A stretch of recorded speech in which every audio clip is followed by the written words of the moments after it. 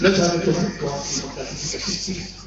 جس کی وجہ سے میں نے تو شادی کی، لیکن مجھے کبھی نہیں پتا تھا کہ میرے گھر میں اتنے زیادہ اختلافات تمہاری وجہ سے ہو گئے۔ کل میری ماں تمہاری وجہ سے اتنی پریشان ہوئی کہ ان کا بلڈ پریشر 100 ڈگری پر پہنچ گیا۔ میں ان کو رات کو ہاسپٹل لے کر گیا، جب ڈاکٹر کو اگر تم میری اپنی جان سے کیوں نہیں منانے کی کوشش کریں؟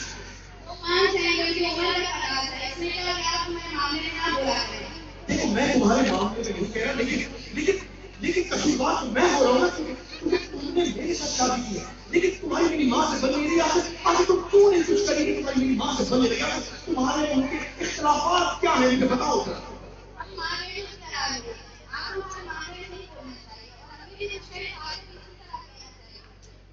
تو میں تو بیچ میں کچھ نہیں بولتا، امی مجھے بولتی ہے کہ یہ میرے گھر میں جو ہے مہمانوں کی طرح زندگی بسر کرتی ہے۔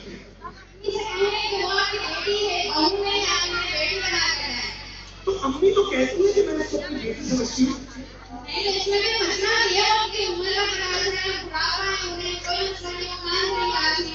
اچھا اب مجھے بتاؤ تم نے کیا سوچا ہے، کس طرح سے ان کے منہ کو ٹھیک کرو گی؟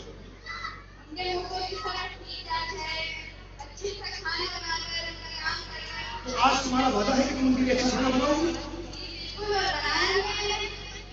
ٹھیک ہے، میں جا کر اپنی امی جان کو بول دوں گا کہ آپ کو دنیا کی سب سے خوبصورت اور آپ سے پیار کرنے والی بہو اللہ تعالیٰ نے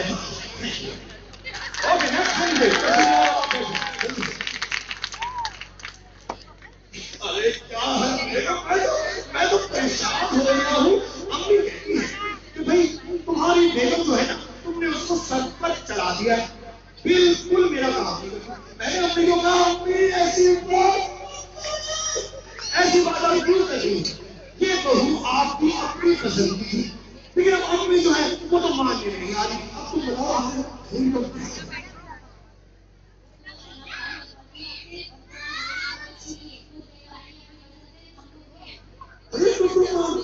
پیر دباتی ہے، تمہیں اچھا نہیں لگتا؟ تم اپنی امی کے بھی تو پیر دباتی تھی، تو کیا ہوا اگر تم اپنی ساس جس کو اپنی ماں سمجھتی ہو ان کے پیر دبا دو؟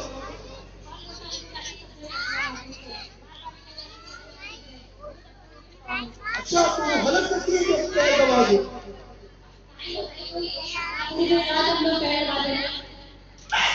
امی کو کہتا تھا جب میری شادی ہو مجھے غلط کر دے، لیکن میری امی نے میری بات نہیں مانی۔ امی نے مجھے کہا کہ بھائی تم میرے بیٹے ہو، اسی گھر میں تم رہو گے اور اچھی سی زندگی گزارو گے، لیکن اب تم مجھے بتاؤ تمہاری وجہ سے میری امی بہت ٹینس رہتی ہے، اب تم نے ان سے بنانا ہے یا نہیں بنانا، اور کس طرح سے ان کا تم منہ ٹھیک کرو گے؟ بتاؤ مجھے۔